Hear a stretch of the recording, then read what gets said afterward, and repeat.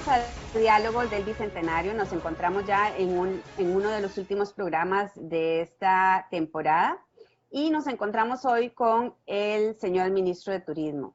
Claramente la situación de la pandemia ha puesto a prueba muchas actividades y una de ellas es la actividad turística. Vamos a ver una cápsula que nos habla sobre el recorrido que ha tenido la actividad turística en Costa Rica y volvemos para conocer a nuestro ministro invitado y para conversar con él sobre este tema relacionado con el turismo. Entre las décadas de 1980 y 1990, Costa Rica dio un giro a su economía, apuntando a la desgravación arancelaria, la inversión extranjera y el turismo. Específicamente, en cuanto a este último sector, ya desde 1955 el país había apostado por su crecimiento a través de la creación del ICT. De hecho, según su ley orgánica, la misión de este instituto es promover el desarrollo turístico integral con el fin de mejorar el nivel de vida de las y los costarricenses, manteniendo el equilibrio entre lo económico, lo social, la protección del ambiente, la cultura y la infraestructura. 30 años más tarde, en 1985, la Ley de Incentivos para el Desarrollo Turístico declara de utilidad pública la industria del turismo y establece una serie de incentivos que buscaban promover el crecimiento del sector turístico en el país. Así, la cantidad de visitantes extranjeros que venían a Costa Rica comienza a aumentar exponencialmente. En 1986, el país recibió cerca de 261,000 turistas, mientras que la cifra en 2007 fue de casi 1.980.000. El año pasado, 3.1 millones de personas extranjeras ejercieron el turismo en Costa Rica. Incluso el aumento en la recepción de turistas en nuestro país fue de 4,1%, estando por encima del promedio mundial y duplicando el de América. No hay duda que el turismo es una de las principales industrias de nuestro país. De hecho, en el 2016 sus ingresos representaron más de 1.554 millones de colones y un 6,3% del Producto Interno Bruto del país. Solamente en el último semestre del 2019, cerca de 1.414.000 visitantes llegaron al suelo tico. La gran mayoría de ellos y ellas provenían de América del Norte, con más de 573.000 arribando de los Estados Unidos. América Central y el Sur, así como Europa, también son zonas desde donde nos visitan con mucha frecuencia. No obstante, las y los turistas que más tiempo pasan en Costa Rica son europeos, con un promedio de 16,9 noches en comparación con el promedio general de 12,4 noches por visitante. El 68% de esta visitación, al menos según datos del ICT en 2007, se debe al ocio, aunque un 52% de las personas provenientes de Centroamérica lo hacen por negocios. Tal vez por eso no es de extrañar que la zona más visitada del país sea el Valle Central, seguida por el Pacífico Medio y la zona norte. A inicios del año, el ICT y el sector turismo se encontraban con altas expectativas, el crecimiento en la visitación se sostenía y el 2020 apuntaba a buenos resultados. Sin embargo, el impacto de la COVID-19 en el turismo ha sido devastador y ya desde marzo, incluso antes del cierre de las fronteras, el ingreso de turistas había caído en más de un 50%. Nos encontramos con el ministro de Turismo, Gustavo Segura. Gustavo es economista, es administrador de empresas, tiene 23 años de experiencia en la industria turística y es miembro de la Facultad de Investigación del INCAE en el campo del turismo sostenible.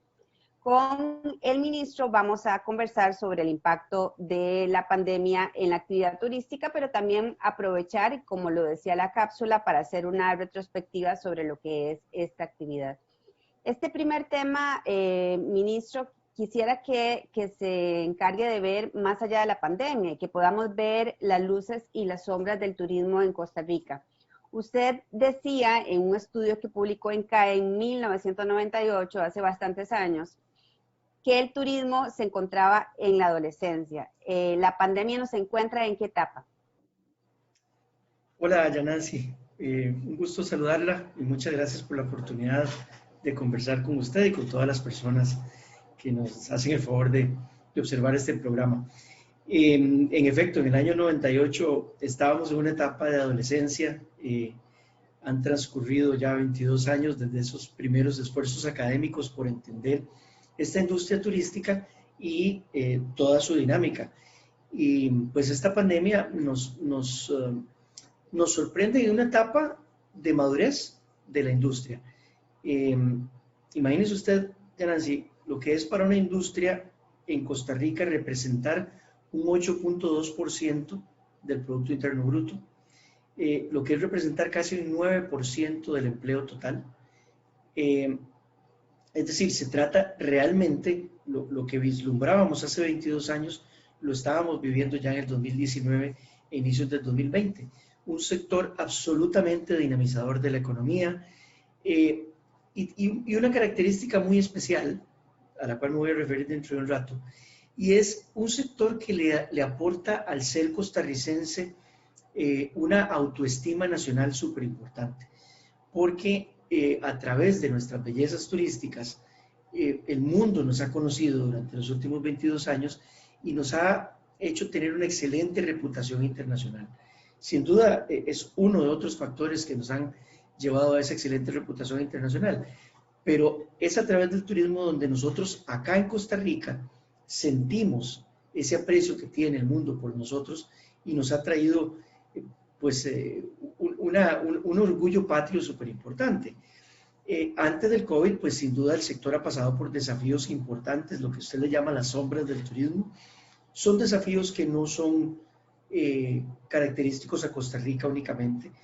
Los destinos turísticos cuando logran desarrollarse de manera importante, tienen que lidiar con 2 o 3 problemas que siempre se presentan. El primero es un fenómeno que se le ha llamado la transculturación, es decir, cómo la influencia de la cultura de los países que más visitan a ese destino turístico empieza a jugar un papel. También cosas negativas como el desarrollo de la industria de las drogas en el mundo, que a veces ha ido acompañando al desarrollo turístico.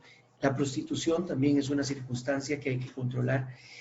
Pero bueno, yo creo que en Costa Rica hemos sido exitosos porque ha habido una dinámica muy importante entre el sector público y el sector privado, justo para actuar en el control de esas situaciones. Y en tercera instancia, un tema que sí hemos visto en nuestro país en algunos destinos turísticos, y es digamos, el crecimiento desordenado de algunas localidades turísticas, pero eso también se ha atacado. Entonces, cuando usted me pregunta de las luces y las sombras, yo lo resumiría diciendo, bueno, las sombras son características a cualquier destino turístico que se desarrolla, pero las luces han sido bien importantes. Tenemos un sector que básicamente es una décima parte de nuestra economía, que le ha inyectado recursos muy importantes de divisas por el orden de los 4.000 millones de dólares al año, y ha sido un gran defensor de la estabilidad cambiaria que hemos observado en la última década, a pesar de ser una economía que ha estado en una situación de presión fiscal importante, como todos lo sabemos. Entonces, esa es como mi mirada a las luces y las sombras pre-COVID. Y bueno, esta situación que nos ha llevado sin precedentes a tener que detener la actividad económica turística del todo, descubre a un país turístico maduro desde esa perspectiva, ¿verdad? Un jugador importante en el mundo del turismo y en particular con un modelo de desarrollo muy exitoso. Usted mencionaba la cifra de la contribución al 8% del PIB.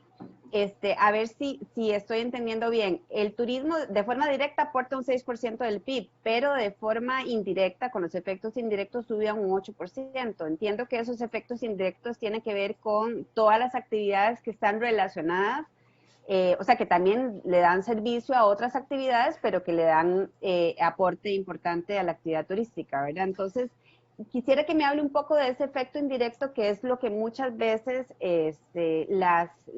digamos que se trata de premiar o reconocer más, porque entonces obviamente el impacto es muchísimo más extendido, ¿verdad? Claro, claro. Sin duda eso es lo que sucede. Voy a referirme brevemente al modelo de desarrollo de Costa Rica, porque eso me va a permitir explicarlo mejor, ya, Nancy. El modelo de desarrollo turístico que escogimos en Costa Rica desde hace 25, 30 años, abandonó la idea del turismo masivo, abandonó la idea de crear, llamémoslos así, enclaves turísticos en algunos lugares con mega desarrollos de 1.000, 2.000 habitaciones. Ese es un modelo posible, lo hemos observado en otros países, tanto de América Latina como del Caribe. Nosotros decidimos no ir por ese lado y más bien basarnos en el hecho de que tenemos un sistema nacional de áreas protegidas muy robusto y que fue diseñado para el disfrute de esas áreas protegidas. Entonces, nuestro modelo, que se le ha llamado el modelo de turismo sostenible, se basa en ese 26% de áreas protegidas que hay en Costa Rica y tiene una particularidad que se distribuye por todo el país, ¿verdad? En Costa Rica no hay concentraciones de turismo en un solo lugar. ¿Qué es lo que eso ha permitido, Yanansi? Lo que ha permitido es que los turistas cuando vienen a Costa Rica han extendido su estadía. A diferencia de otros países donde concentran el atractivo en un solo lugar y ven que la gente viene 4 o 5 días y ya no tiene más que hacer, en Costa Rica la estadía promedio es de 12 días. Y justo porque alguien puede venir a disfrutar de una región costera en bosque seco, como en el norte de Guanacaste, o una región costera de bosque tropical húmedo, como nuestro Pacífico Sur, o una región montañosa central nuboso, como Monteverde, o montañosa central húmeda no nubosa, como Fortuna, ¿verdad? Es decir, en este país tan chiquitito tenemos multiplicidad de ecosistemas que hacen que el disfrute turístico se vuelva muy variado. Pero desde el punto de vista económico también ha permitido que realmente se distribuya la riqueza turística.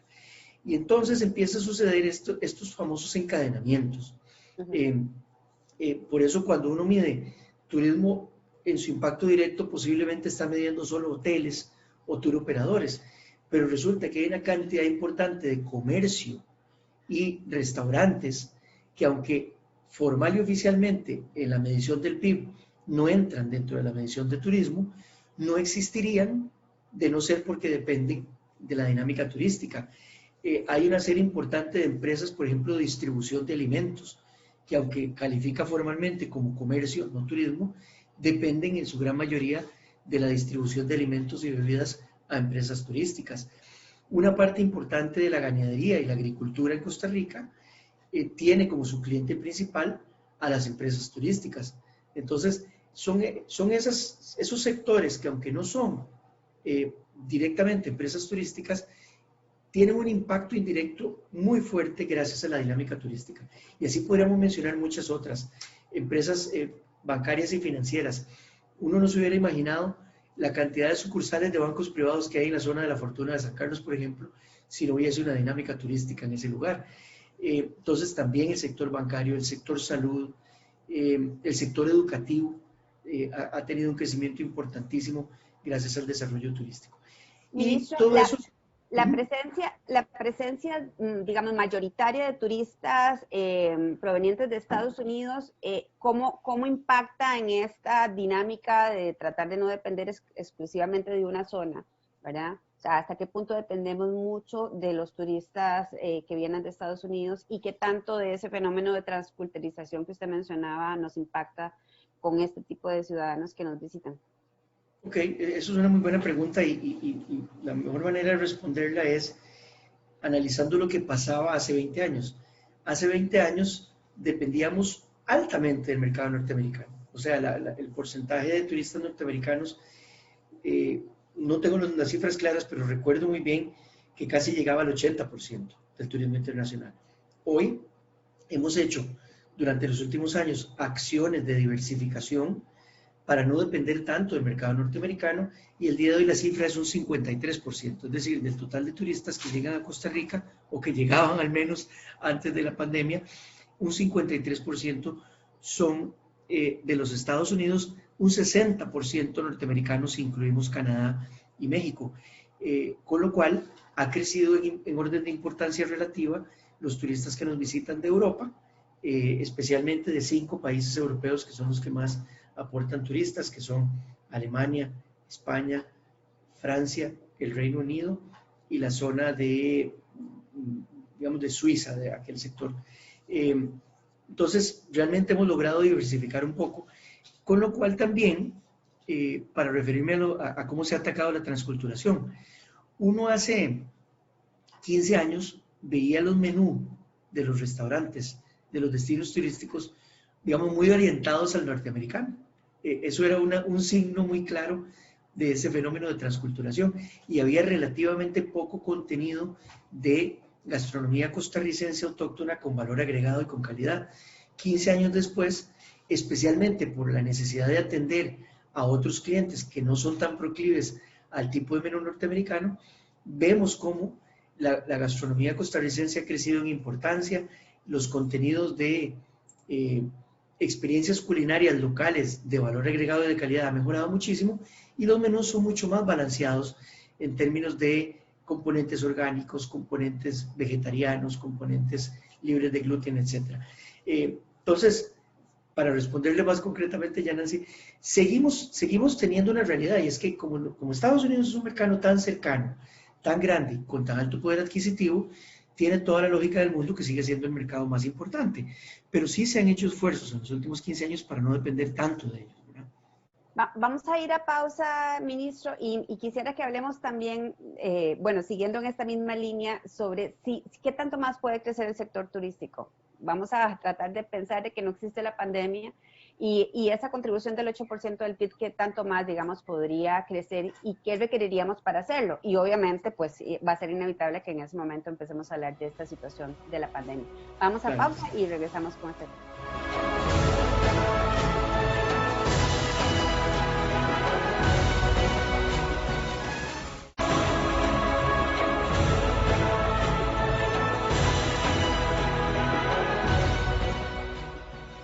Nos encontramos con el ministro de Turismo, Gustavo Segura, y estamos conversando sobre la situación del sector turístico en Costa Rica, no solo en el marco de esta pandemia, sino lo que ha venido siendo la actividad turística. Decíamos, ministro, que mencionaba usted que el turismo aporta el 8% del PIB. ¿Qué tanto más puede crecer esa contribución y esa amplitud de aportes que hace el turismo a la economía y a la sociedad costarricense? Claro. Bueno, aquí me quiero referir a tres cosas en concreto, Yanansi. Primero, la realidad a la que nos ha llevado la pandemia. La realidad a la que nos ha llevado la pandemia es que en los próximos 3 o 4 años tenemos que recuperar las cifras que teníamos antes, ¿verdad? Es decir, yo no podría hablar de una manera responsable de que turismo sea más importante de lo que era en el 2019 en los próximos 2 o 3 años. ¿Por qué? Bueno, porque el mercado de viajes internacional va a estar contraído. Mientras no haya una vacuna contra la enfermedad pandémica que estamos sufriendo, no se va a recuperar los niveles de confianza por viajes internacionales a los niveles anteriores. Hay algunos que dicen, algunos estudiosos y algunas publicaciones dicen que incluso en el contexto de una vacuna va a tomar tiempo recuperar la confianza de viaje. Entonces, supongamos que eso va a tomar unos 2 o 3 años. Yo creo que en esos 2 o 3 años el gran objetivo va a ser tomar acciones para tratar de que la base de empresas turísticas costarricenses, que en su gran mayoría son medianas y pequeñas, sobrevivan a esta situación, ¿verdad? Y partiendo de que en los próximos 2 o 3 años esa base sobreviva y podamos llegar a las cifras anteriores, yo creo que sí vamos a poder pensar en que turismo siga siendo un sector referente. Yo no creo que vaya a crecer de manera explosiva, justo por lo que mencioné hace un rato en nuestra entrevista. Nosotros optamos por un modelo de crecimiento gradual y sostenido porque no somos un destino masivo. Este país no soportaría, en términos de su riqueza natural, un crecimiento masivo. Pero sí es cierto que hay zonas en nuestro país que todavía pueden crecer de una manera sostenible y gradual un poco más. Uno ve que la provincia de Guanacaste, por ejemplo, todavía tiene sectores importantes que podrían disfrutar de un desarrollo de infraestructura, especialmente contando con un aeropuerto internacional. La zona sur de nuestro país es una zona hermosísima, llena de riqueza natural, y todavía también podría recibir importante inversión en la medida que se trate de inversiones que sean de ese corte, digamos, simbiótico con la existencia de áreas protegidas. Entonces, yo creo que vamos a tener como dos fases en los próximos años. Una fase de recuperación y estabilización de la industria turística y una fase de atracción de nuevas inversiones que vayan con ese modelo de desarrollo turístico sostenible. Y hay una palabra que yo voy a empezar a usar mucho, Yanansi, que es la palabra bienestar, en inglés wellness, ¿verdad? En los últimos 15 años hablábamos mucho de turismo sostenible como algo transversal a todo el sector, ¿verdad? No solo ecoturismo, que es un nicho, sino sostenibilidad, que era aplicable a todo el sector. Ahora vamos a empezar a hablar mucho de bienestar, que es como el siguiente estadio de sostenibilidad, donde cualquier nicho de turismo puede incorporar elementos de bienestar, que se trata de estilos de vida más saludables, estilos de alimentación más saludables, espacios para que cualquier turista en cualquier nicho en el que nos visite pueda tener oportunidades de meditación, de encontrarse a sí mismo, ¿verdad? Hacia eso vamos por dos razones, porque eso es la esencia de la industria turística costarricense y porque eso es lo que el mercado va a estar buscando en tiempos post-pandémicos. Bueno, y coincidía mucho con las dos actividades que más contribuyen a la actividad turística, que son el alojamiento y comidas y bebidas. Pensaría uno que entonces son dos de las actividades que se podrían ajustar durante estos 2 años de transición que usted menciona a digamos, a ese espíritu nuevo de turismo que se pegan bastante bien al que ya traíamos. Absolutamente, ¿verdad? Hay una frase lindísima que a veces la analizamos por encimita y no vamos bien profunda, que es nuestra forma de decir pura vida, ¿verdad? Nuestra forma de hablar en pura vida es toda una connotación mental del costarricense. Y en estos tiempos de pandemia, esas dos palabras, Yanansi, son súper reveladoras porque es exactamente lo opuesto a la negatividad que impera en el mundo con la pandemia, ¿verdad? Pandemia es algo impuro y lleva muerte, y pura vida es exactamente lo contrario a impuro y muerte, pura vida. Entonces, nosotros estamos trabajando muy fuerte para inyectarle de la noción de pura vida a todo el sector a través de prácticas de bienestar que además las podamos transmitir en nuestra promoción internacional, ¿verdad? Ahorita hay una campaña muy linda que estamos desarrollando que se llama las cosas esenciales de la vida, Life's Essentials. ¿Por qué? Porque Costa Rica ofrece esas cosas esenciales que mucha gente ahora va a estar buscando luego de que a raíz de la pandemia ha tenido que encerrarse en su casa por meses, ha tenido que hacer viajes a veces de mucho sufrimiento, pero viajes que al final nos tienen que terminar resultando en ser mejores seres humanos. Y Costa Rica le va a ofrecer al mundo como destino turístico un santuario para que vengan y se reencuentren con sus seres queridos, se reencuentren como familia, se reencuentren con un estilo de vida saludable, con mejor alimentación, con deporte, con aventura, y no necesariamente deporte y aventura de alto nivel, también caminatas muy agradables, aventuras suaves, como también se les suele llamar en turismo, todas experiencias que realmente le hagan a nuestros visitantes, sea de donde sea de donde vengan, incluyendo a los propios costarricenses, ¿verdad? Oportunidades para ese reencuentro con sí mismo y tener bienestar. El bienestar trasciende lo material y eso es una de las grandes lecciones que nos está dejando estos tiempos de pandemia. Pues a eso vamos como destino turístico. Y con considerando la situación fiscal que tenemos, ¿cuáles son formas creativas e innovadoras de extender ese mensaje? Porque, pues obviamente, la idea es que, como usted lo mencionó, que en estos 2 años el sector sobreviva. Posiblemente no se van a poder hacer necesariamente muchas inversiones en publicidad o de promoción. Entonces, ¿cuál sería la forma de generar ese acercamiento de las poblaciones fuera con un país que le ofrece, digamos, ese estilo de vida temporalmente más saludable, ¿verdad? ¿Cómo lo hacemos? Hay varias maneras, voy a mencionar 3. Una es una gestión del Instituto Costarricense de Turismo de acuerdo a los tiempos. El ICT recibe los fondos de una tasa a los boletos aéreos, no recibe transferencias del gobierno central. Desde ese punto de vista, la pandemia ha sido también devastadora, porque el ICT no tiene ingresos en este momento. Pero bueno, tenemos historia de lo que el turismo podía generar y de lo que el ICT podía generar, y esa historia la podemos utilizar para hacer proyecciones y asumir de una manera responsable algún nivel de endeudamiento para el ICT. El ICT tiene la ventaja de que tiene finanzas muy sanas y podría asumir cierto nivel de endeudamiento. ¿Con qué objetivo? Con el objetivo de promocionar Costa Rica. Si hay algo importante dentro de las cosas que hace el ICT, es la tarea de promoción internacional, porque eso es justo una tarea de reactivación económica para el sector. Entonces, eso es lo primero que quisiera mencionar. Lo segundo es alguna legislación importante para atraer también a un nuevo tipo de turista que está surgiendo. Resulta que el teletrabajo llegó para quedarse, ¿verdad? Ya no es una alternativa de algunas personas que se adelantaron a los tiempos. No, hoy día ya sabemos que muchos congresos, muchas convenciones, mucho trabajo se puede hacer independientemente de donde usted esté, mientras tenga buen internet. Bueno, Costa Rica tiene que ir a eso. Hemos estado dialogando con un grupo importante de diputados en estos días y hay en la corriente legislativa una propuesta para atraer de una manera inteligente a un nuevo tipo de turista de larga estadía. Y ese tipo de turista de larga estadía también se puede convertir en un embajador de Costa Rica.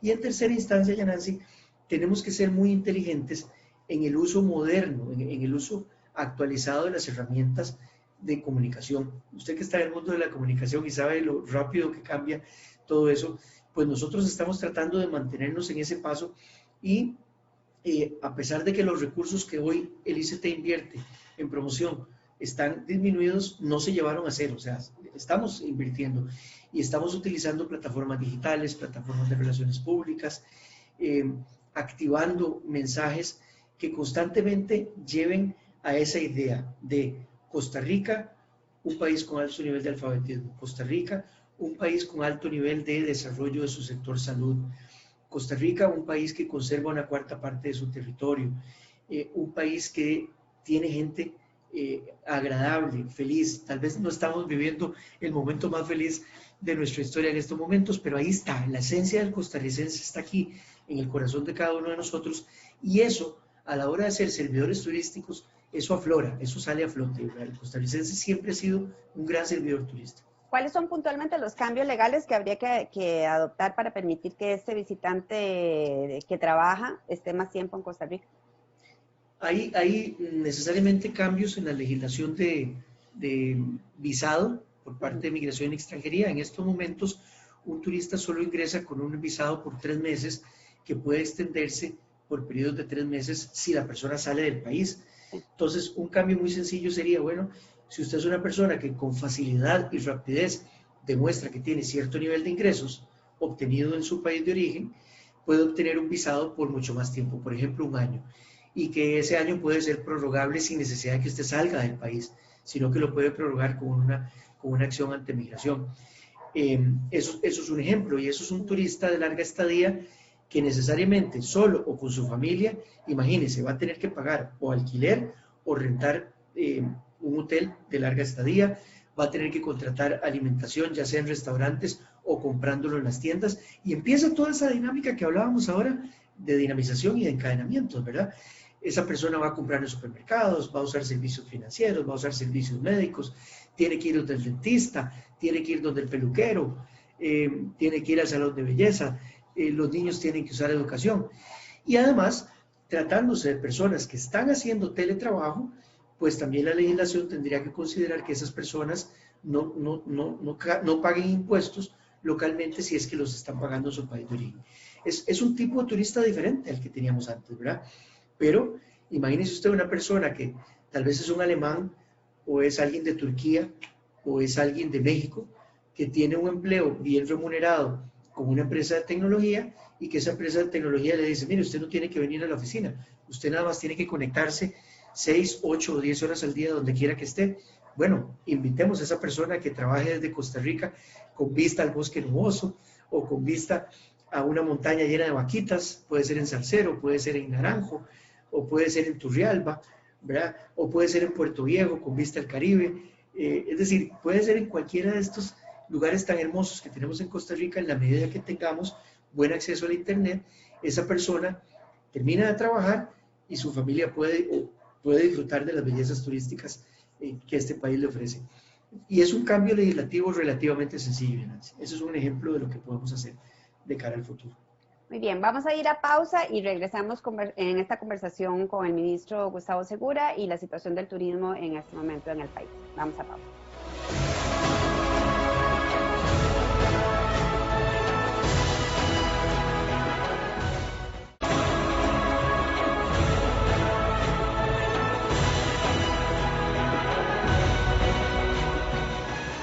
Seguimos conversando en Diálogos del Bicentenario con el ministro de Turismo, Gustavo Segura. Gustavo, según los últimos datos del INEC, hay un 15% de los empleos perdidos en hoteles y restaurantes, que son 2 de las actividades que más contribuyen con la actividad turística, ¿verdad? Bueno, datos del INEC también dan cuenta de que muchos de los empleos perdidos tienen que ver con personas con bajas calificaciones educativas, con personas que tienen secundaria incompleta. ¿Cuál es la situación de la actividad turística según lo que ustedes han logrado mapear hasta ahora? Sí, bueno, sin duda ha sido una situación muy dura, muy difícil, y si yo tuviera que apuntar cuál es la principal razón que en lo personal a mí me da la energía de hacer todo lo que pueda hacer en mi trabajo, es pensar en esas personas que han perdido el empleo a raíz de la pandemia. Yo creo, Yanansi, que tenemos regiones en Costa Rica que por un lado han disfrutado de un enorme progreso social gracias al turismo, y eso ha sido documentado y medido, ¿verdad? Regiones que disfrutan de mejores niveles de educación, de salud, de acceso a servicios, de acceso a vivienda, gracias al desarrollo turístico que ha llegado a esas regiones, pero que en estos momentos, en situación de pandemia, el haber tenido que ir a cero en actividad económica, pues también lo están sufriendo muchísimo. Desde esa perspectiva, yo creo que la hoja de ruta que en conjunto el sector privado con el ICT se trazó desde el mes de marzo para sobrellevar y superar esta situación de pandemia, ha apuntado a ciertos temas claves. El primero, usted menciona a las personas de menor escolaridad. Se habilitó una plataforma tecnológica que se llama ICT Capacita, mediante la cual de forma gratuita las empresas turísticas pueden accesar un número importantísimo de programas de capacitación en sus áreas concretas de acción. Ahí, si no tengo mala cifra, aproximadamente 200 distintas expresiones de capacitación en esta plataforma que entre el mes de abril y el día de hoy ya han pasado casi 10,000 personas. Entonces, eso es un ejemplo de una herramienta que para las regiones turísticas remotas está disponible para que las personas puedan accesar capacitaciones importantes. En segunda instancia, el tema de los protocolos, ¿verdad? En estos momentos es súper importante que todas las empresas turísticas de todos los subsectores realmente adopten los protocolos de contagio de una manera exhaustiva, como una forma de reactivarse y de mantener en los próximos años esa nueva manera de dar servicios turísticos. Y también la plataforma ICT Capacita es una herramienta para lograrlo. Y en tercera instancia, la hoja de ruta trazó objetivos muy concretos de reapertura del sector turístico. Y es en esa línea donde hemos venido dando pasos súper importantes en estos últimos 2 meses.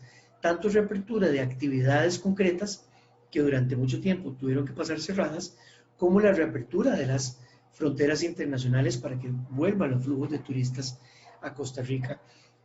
¿Por qué? Bueno, porque el turismo nacional es importante, más que nunca es importante, pero nunca va a ser suficiente para darle sustento económico a la planta turística costarricense que está diseñada para más de 3 millones de visitantes al año, ¿verdad?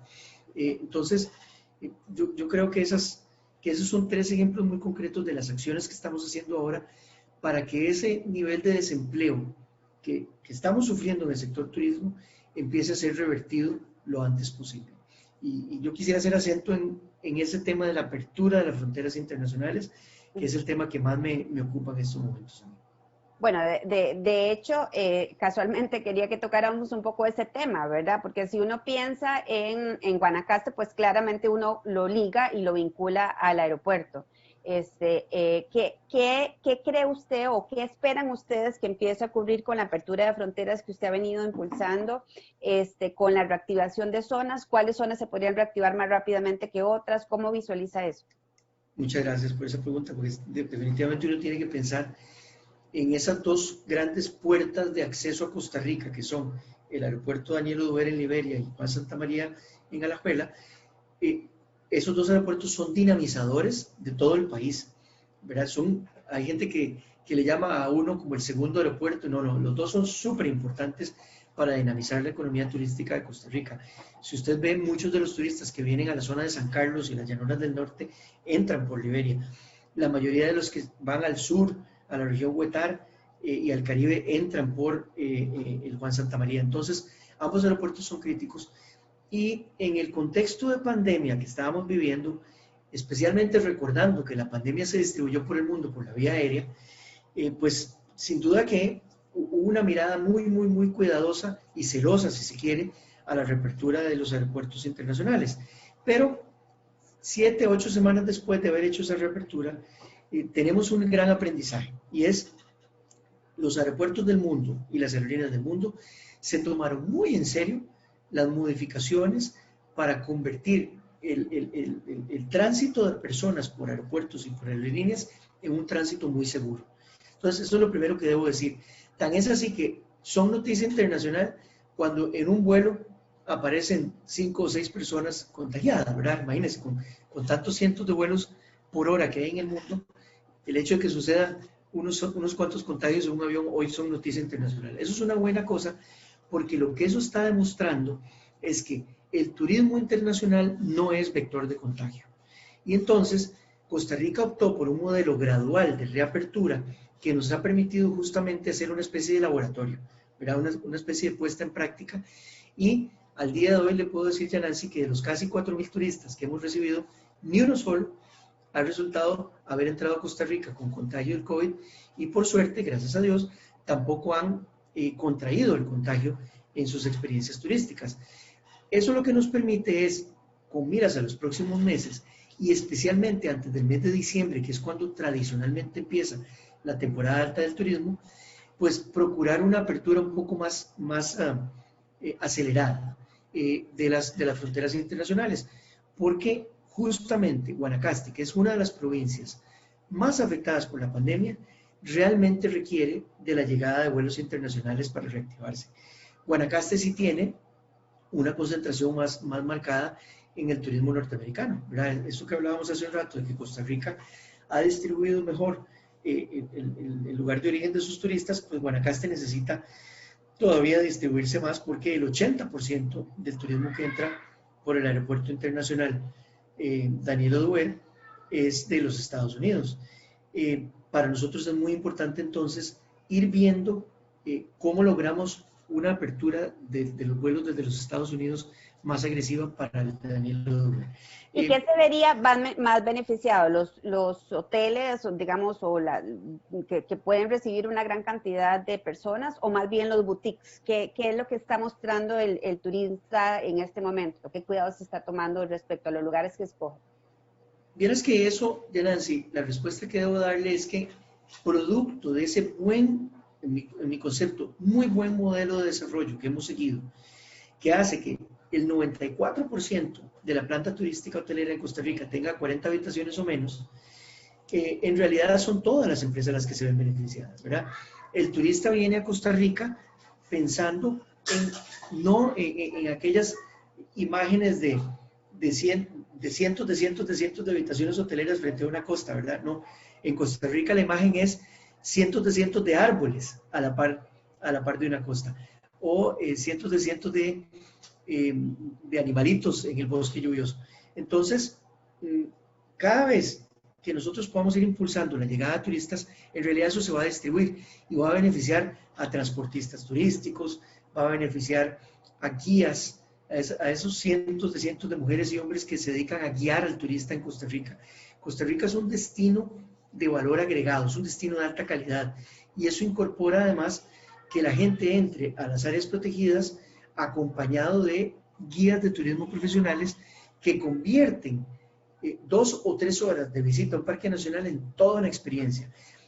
A mí nunca se me olvida en un hotel en el que yo trabajé, que tenía una reserva biológica lindísima, que lo que la gente más apreciaba de salir a caminar con Vinicio, el guía espectacular que teníamos, era cuando Vinicio llegaba a un río y le contaba a los turistas que ahí en ese río le había declarado su amor a su actual esposa, ¿verdad? Entonces, para los ojos de un turista, ese río no es simplemente un río donde hay animalitos, es un lugar donde una persona tuvo una vivencia que ahora se le está transmitiendo. Bueno, esa es la magia de la conexión humana que tiene el turismo en Costa Rica, y entonces los guías se benefician, los transportistas se benefician, la sodita de Doña Olga en los bajos del Toro Amarillo se beneficia, ¿verdad? Todos ellos dependen en su economía de que regresen los turistas a nuestro país. Gustavo, ese modelo de encadenamientos que usted está mencionando, a veces criticamos que en Guanacaste no lo ha logrado. Tal vez, digamos, no es este modelo de grandes hoteles, grandes torres en la costa, pero sí consideramos que el modelo de Guanacaste es muy diferente al modelo de la zona sur, por ejemplo, o incluso al modelo de la región Huetar Norte o Caribe. ¿Qué tanto, digamos, de esto es cierto y qué tanto, digamos, podemos aprovechar esta coyuntura para ajustar cosas que tal vez creemos que no están necesariamente tan bien en este modelo sostenible? Es una muy buena pregunta, Nancy, porque vieras que hay cosas que aportan los hoteles más grandes de Costa Rica que a veces quedan fuera del tintero y es importantísimo apuntarlas. En Guanacaste, dada la cercanía de un aeropuerto internacional y un lugar que tiene una particularidad muy demandada en el mundo, que es la playa, el producto playa con naturaleza que tenemos allá, ha hecho que lleguen marcas internacionales hoteleras a Guanacaste con un poquito mayor de tamaño de hotel, que por cierto se trata de 300 habitaciones o 400, ¿verdad? Tampoco son 2.000 habitaciones, que generan dos cosas bien importantes. Primero, más empleo.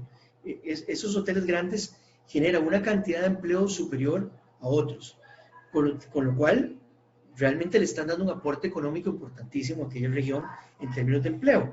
Y segundo, al ser empresas internacionales más grandes y más consolidadas, también hacen sus grandes inversiones en mercadeo y promoción del destino Guanacaste. Es decir, algo que un hotel boutique no podría hacer, que es una inversión importante en promoción internacional de Costa Rica, esas cadenas sí lo hacen y vienen a complementar el esfuerzo que hace el ICT de promoción.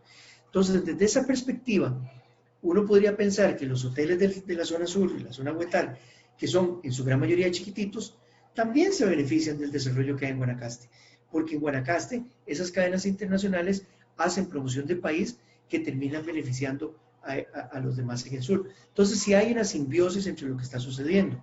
La otra cosa que a veces queda fuera del tintero es que las personas que vienen a nuestros hoteles en Guanacaste no se quedan metidos en el hotel, ¿verdad?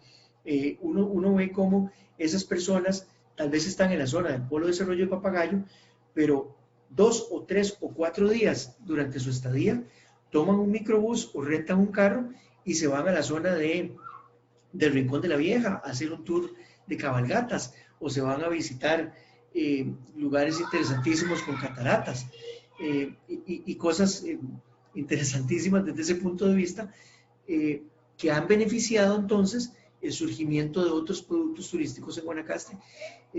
Dicho de otra manera, Guanacaste no es un destino donde la gente se va a meter al hotel únicamente. Y el Caribe, los encadenamientos del Caribe, porque tenemos una provincia que tiene serios problemas. O sea, en este momento el Caribe tiene las opciones de contratar de una forma importante a una generación de jóvenes limonenses, y sin embargo esas personas están sin empleo, porque pareciera que también hay como pequeños enclaves de turismo en el Caribe y no están beneficiando necesariamente toda la región. Sin duda, y ahí es donde también uno tiene que, en esta mirada de qué podemos hacer en los próximos años y cuáles herramientas hay disponibles.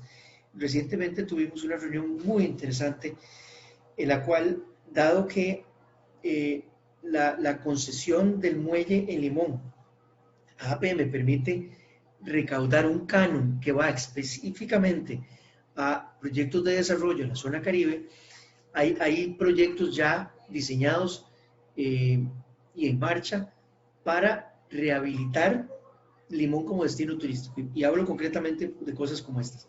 Rehabilitar, por ejemplo, la pista aérea de Limón para que pueda recibir vuelos no solo locales, sino también internacionales. Rehabilitar el muelle de cruceros de Limón. El tema de los cruceros, que muchas personas piensan en cruceros como algo negativo, como algo masivo. Vieras que es muy interesante, Yanansi. Costa Rica es conocida como un destino parada de los cruceros de alto nivel de manejo sostenible y de calidad. El otro día conversaba yo con la Asociación de Cruceros y ellos me decían que las empresas internacionales de cruceros les encanta venir a Costa Rica porque la gente es donde más compra actividades para bajarse del barco e ir a hacer una visita de áreas protegidas y de atractivos turísticos. Y eso se hace muy bien porque se maneja en grupos relativamente pequeños, con franjas de horarios, y terminan, justo lo que hablábamos, beneficiando a gran cantidad de guías de turismo. Pero bueno, hace falta habilitar mejor infraestructura para que los cruceros vengan al Caribe y traigan esos beneficios a la zona de Limón. ¿Y cómo hacemos eso en Limón y en el Caribe con los problemas de recursos que tenemos en este momento en el Estado? ¿De qué forma se podrían generar esas mejoras en el aeropuerto, esas mejoras en el puerto? Un ejemplo muy concreto es el canon que Habdeba va a estar recaudando de las actividades de la terminal de cruceros en Moín y APM Terminals, ¿verdad? Eso es un ejemplo concreto que ha funcionado en el Pacífico. Uno ve cómo el canon que el INCOP recauda de las empresas concesionarias en Caldera se han traducido en inversiones muy importantes en la zona del Pacífico y Punta Arenas. Bueno, en un modelo similar, uno podría ver en los próximos años, y no en los próximos 10, sino en los próximos 2 años, mejoras muy importantes en la infraestructura del aeropuerto de Limón y el muelle de cruceros de Limón para atraer actividad.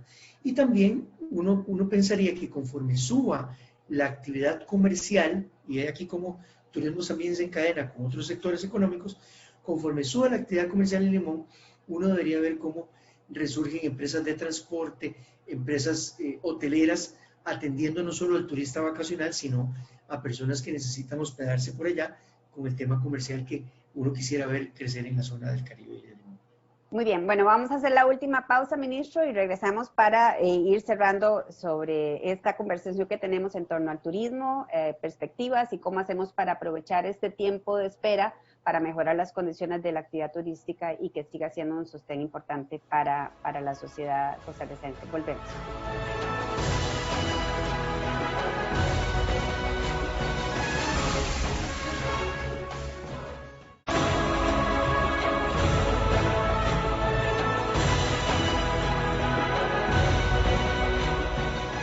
Volvemos a esta parte final del programa de Diálogos del Bicentenario, hablando sobre turismo. Decía el Estado de la Nación en el informe del año pasado que la industria turística es el sector de la economía costarricense con la mayor capacidad de encadenar otras actividades e impulsar el crecimiento de la producción del país. Usted tiene poco tiempo como ministro de Turismo, llegó en medio de esta pandemia y se ha planteado retos, no solo con el tema del encadenamiento, sino también con el tema de la forma más adecuada de enfrentar esta pandemia y de lograr que las empresas turísticas sobrevivan lo más posible para adecuarse, digamos, a las situaciones nuevas de la llegada del turismo. ¿Cuáles son estas acciones que está en este momento usted impulsando y cuáles son otras acciones que querría impulsar en un corto plazo? Bueno, muy bien. Yo creo, Yanancy, que hay 3 estadios de tiempo en el que un ministro de Turismo tiene que trabajar de manera simultánea. Las cosas urgentes, las cosas de mediano plazo y la visión de lo que queremos para el turismo en los próximos 15 años o 20 años. En el cortísimo plazo, lo urgente tiene que ver con la reactivación del sector. Entonces, seguir de una manera responsable, pero firme, abriendo las rutas de turismo internacional para que regresen a Costa Rica. Eso es una tarea de corto plazo muy importante. Insistir en la adopción de protocolos en el sector para que esas aperturas se puedan sostener en el tiempo. Y también algo muy importante es trabajar en herramientas de alivio financiero a las empresas del sector. Eso ha costado mucho porque el contexto fiscal en el que estamos y de discusión muy compleja de financiamiento de Costa Rica para su alivio fiscal, pues de alguna manera condiciona el alivio de las empresas turísticas. Pero bueno, eso no nos puede hacer renunciar a seguir trabajando porque haya un fondo de avales que le ayude a las empresas a poder garantizar sus créditos a futuro, a que alguna parte importante de los programas de alivio tipo bono, proteger, también vaya a empresas turísticas que estén defendiendo el empleo. Entonces, en el corto plazo yo sigo trabajando en eso. En el mediano plazo hay cosas muy importantes que tienen que ver con encadenamiento también. Hay todo un programa que el Ministerio de Obras Públicas está desarrollando para obras de infraestructura para los próximos años. Bueno, es muy importante la mirada al sector turismo para incorporar criterios de beneficiar a la industria turística desde la perspectiva de que va a llevarle beneficio de progreso social a comunidades rurales para priorizar obras que faciliten los flujos de turismo. Eso es un ejemplo. Otro ejemplo, por ejemplo, es en seguridad. El Ministerio de Seguridad necesita reforzar algunas de sus áreas de trabajo y la incorporación de la mirada al sector turístico es importantísima. ¿Por qué? Porque sin seguridad tampoco puede haber sostenibilidad en la industria turística. Entonces, el Ministerio de Seguridad también tiene que priorizar el desarrollo turístico en su asignación de recursos. Otro buen ejemplo es el MINAE. El MINAE es el ente rector de las áreas protegidas de Costa Rica y el modelo en Costa Rica depende muchísimo de esa experiencia en áreas protegidas. Entonces vamos a estar reforzando el diálogo para ver cómo mejoramos en cosas muy concretas. Y les puedo mencionar algunas muy específicas. ¿Cómo hacemos más ágil la venta de entradas a las áreas protegidas, especialmente las más visitadas, para evitar grandes aglomeraciones, para evitar filas? Bueno, ahora hay herramientas electrónicas que facilitan eso.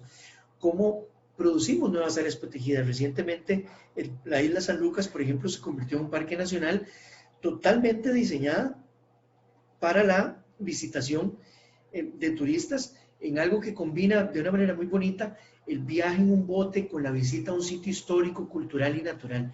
Bueno, esos son ejemplos concretos de acciones que no son específicamente resorte, digamos, del ICT, pero en el cual el ICT participa para alimentarle a otros entes del Estado en esa importancia de la mirada a la industria turística como una prioridad para sus acciones.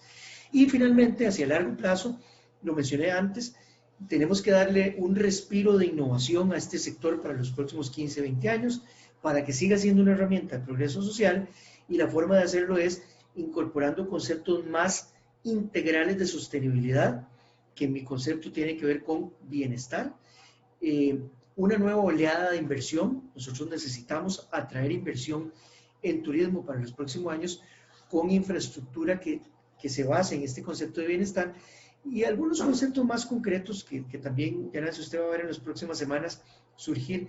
Por ejemplo, yo estoy muy decidido a trabajar en la atracción de la industria fílmica internacional. La industria fílmica internacional es grande, es de cientos de millones de dólares. Hoy día las plataformas de observación de películas son distintas, ¿verdad? Es televisión a demanda, Netflix, Amazon Prime, Google, etcétera, y tienen grandes presupuestos para producir series, para producir películas, y andan buscando destinos como el nuestro para esa producción, y resulta que son producciones que en 2, 3, 4 meses le dejan a la economía cientos de millones de dólares. Bueno, necesitamos ser valientes y atraer ese tipo de inversiones para generar una estabilidad a largo plazo en nuestra industria turística. Bueno, muchísimas gracias, señor ministro. Muy interesante, parece mentira, pero todavía quedan muchas cosas que no analizamos, pero le agradezco muchísimo esta visión. Espero que ojalá todas estas propuestas que usted se plantea se desarrollen, porque sin duda necesitamos esperanza, y creo que la actividad turística, como usted lo dijo, es una actividad que por su impacto, digamos, puede ayudarnos a generar más esperanza, más confianza de nosotros mismos, y obviamente ojalá que también lo vean así las personas del extranjero que quieran visitarnos. Sin duda, Yanancy, gracias por la oportunidad de hablar hoy, y cierro con ese comentario reforzando lo que usted acaba de decir. Esta es una industria que exalta lo mejor de Costa Rica, sus bellezas naturales, la personalidad feliz, alegre, hospitalaria del tico, así es que no perdamos la esperanza, porque hay luz al otro lado de este túnel que estamos atravesando. Lo fundamental está ahí, el tico amable, alegre, las áreas protegidas, la solidaridad de nuestro sistema de salud está ahí intacto. Así es que no perdamos la esperanza, porque vamos a salir adelante juntos de todo esto. Muchísimas gracias, Gustavo. Muchas gracias a ustedes por acompañarnos en esta edición de Diálogo del Bicentenario. Nos vemos en el próximo programa.